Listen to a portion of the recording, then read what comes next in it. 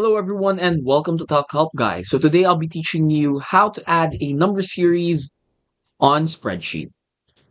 So right now let's just first open up our spreadsheet file. So let's go to Google and let's type in spreadsheet. Let's just sign in first. And now I'll give you a scenario of what usually happens whenever we add a number sequence in spreadsheet. So let's first arrange this file and let's say we are going to be using this file for an attendance tracker. So let's just first write in attendance tracker.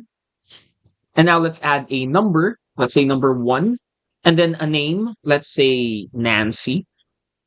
And now what we commonly want to do is for number 1, we want to drag it down so that it's arranged sequentially, 1, 2, 3, 4, 5, 6, 7, and so on. However, the problem is if we drag it down,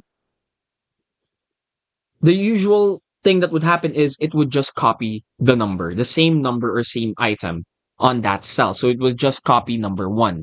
Now here's a way for you to be able to fix this. So first, let's delete all of these copies and let's type in 1 again. And now let's type in 2 and add another name. So let's say for number 2, let's say Gunter.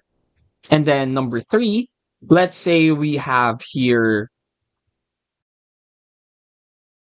Now that these are inputted, let's try to drag it down again.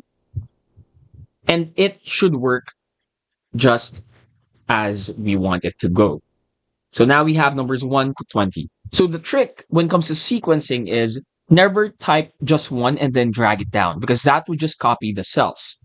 Rather, what you want to do is you want to type in 1, 2, 3 in order for the system to recognize a sequence and then drag it down so that it continues or it follows as it should be. And that's it. That's how you create a number series on spreadsheet. We hope this video was able to help you out.